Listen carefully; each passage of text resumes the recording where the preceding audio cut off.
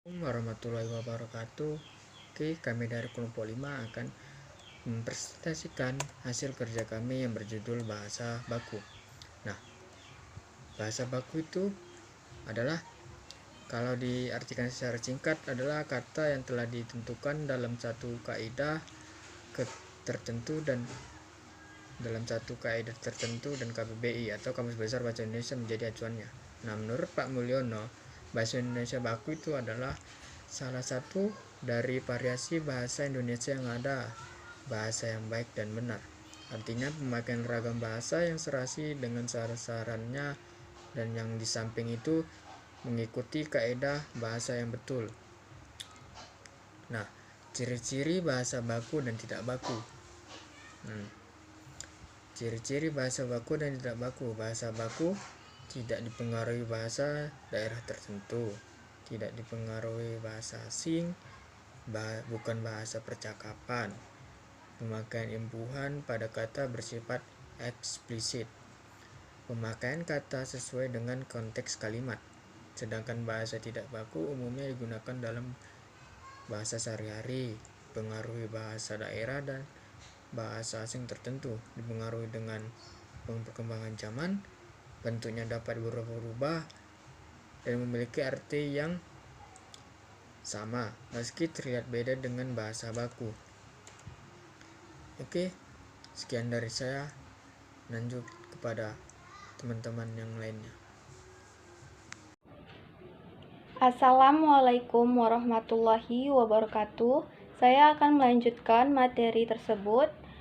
Contoh bahasa baku dan tidak baku. Yang pertama, abjad, terdapat huruf D di belakang kata yaitu baku. Abjad, terdapat huruf T di belakang kata yaitu tidak baku. Yang kedua, akhirat, baku. Akhirat, tidak baku. Yang ketiga, aksesori, baku. Aksesoris, tidak baku. Yang keempat, aktif, baku. Aktif, tidak baku. Yang kelima, akuarium, terdapat huruf K di belakang A yaitu baku. Akuarium, terdapat huruf Q di belakang A yaitu tidak baku.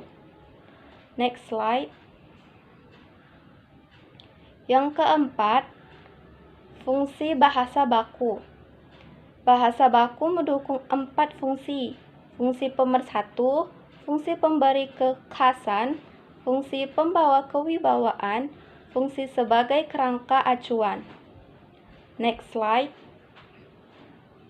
Yang kelima, masalah kelafalan bahasa Indonesia. Lafal bahasa Indonesia banyak coraknya. Upaya pembakuan tidak saja berhadapan dengan ragam kedaerahan, tetapi juga berhadapan dengan ragam orang yang berpendidikan rendah, yang sistem bunyi bahasanya berbeda antara satu dan yang lain. Masalahnya adalah bahwa lafal yang santun atau lafal yang baku tidak mudah ditetapkan di Indonesia.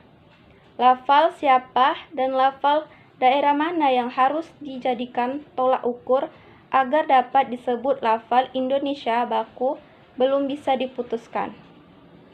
Sekian dan terima kasih. Baiklah, saya akan melanjutkan materi dari Lady Mardia. Sebelumnya, perkenalkan, nama saya Natasha Aisyah, NIM 0304202128.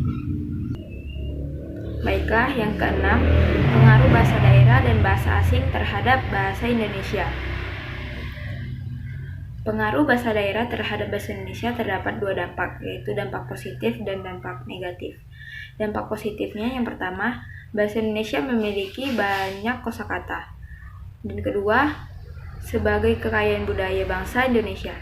Yang ketiga, sebagai identitas dan ciri khas dari suatu suku dan daerah. Yang keempat, menimbulkan keakraban dalam berkomunikasi. Dampak negatifnya yang pertama, bahasa daerah yang satu sulit dipahami oleh daerah lain. Yang kedua, warga negara asing yang ingin belajar bahasa Indonesia menjadi kesulitan karena terlalu banyak kosakata.